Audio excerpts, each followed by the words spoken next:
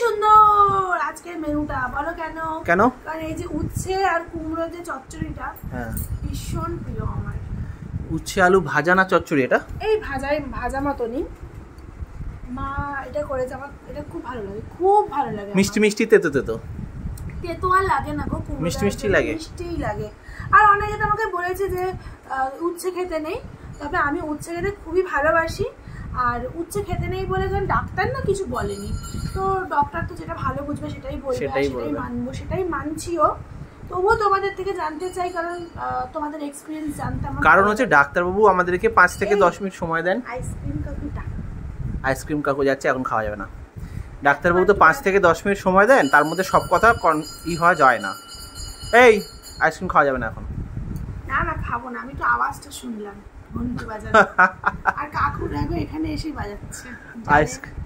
আমরা খাবো, মাঝে মাঝে খাই না। জানে তুমি আইসক্রিম খেতে কত ভালোবাসো। আমি এই জানলা থেকেই নিয়ে নিই মাঝে সাঝে, সবসময় না, খুব কম। এর মধ্যে একদিন খেয়েছিলাম না, একটা ম্যাঙ্গো, একটা দুজন মিলে খেয়েছি, বোঝো তাহলে অবস্থা। কত বাঁচাই আমরা টাকা, কত সাশ্রয় করি জন্য না। হ্যাঁ ওইটা তো অবশ্যই, তবে যাতে ঠান্ডা ঠান্ডা না লাগে, মানে ওই খেয়েছে, ওর থেকে আমি টেস্ট করেছি। আর এখানে দেখো মা মাছের ঝোল করে দিয়েছে, আর আলু দিয়ে গাঠি দিয়ে। আজকে যে রান্না করে দিয়েছে মা, এটাই অনেক। হ্যাঁ তাই তো শুনছিলাম, আজকে বাড়িতে টাইলসের কাজ হচ্ছে। আর পুরো এই ইভেন আমি এটাও দেখতে পাচ্ছি যে পুরো সাদা ধুলো চারিদিকে। ঘরে খুব সমস্যা হচ্ছে, মানে মা আর বাবার তো খুব অসুবিধা হচ্ছে না। বাবা তো বিছানায় শুতেই পারছে না, সারাক্ষণ শুয়ে থাকে মানুষটা, ঘরের মধ্যে চেয়ারে বসে আছে, আর থাকতে চাইছে না অতক্ষণ ধরে বসে, রেগে যাচ্ছে।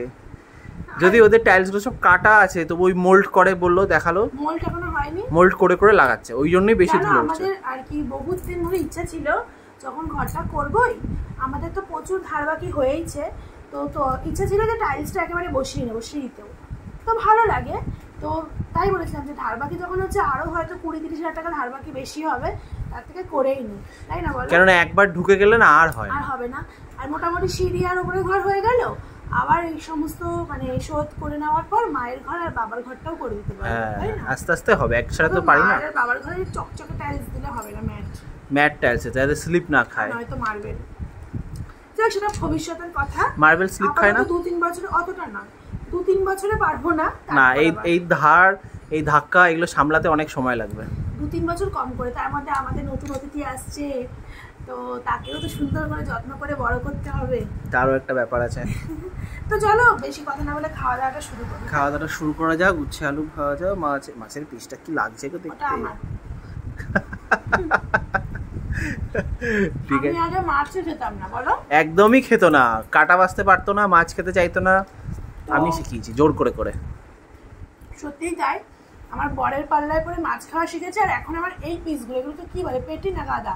না এটাকে পেটি বলে না, কমেন্ট করে জানিও তো, পেটির পিস বলে না গাদার পিস বলে? পেটি তো বলে না, অন্য কি বলে সেটা আমার ঠিক জানা নেই। আমার এই পিসগুলো কিন্তু খুব ভালো লাগে, কারণ কি মাছের এই কাঁটাটা পাওয়া যায়, আর যদি কখনো ও নেয় ওতে কাঁটাটা আমি নিয়ে নিই।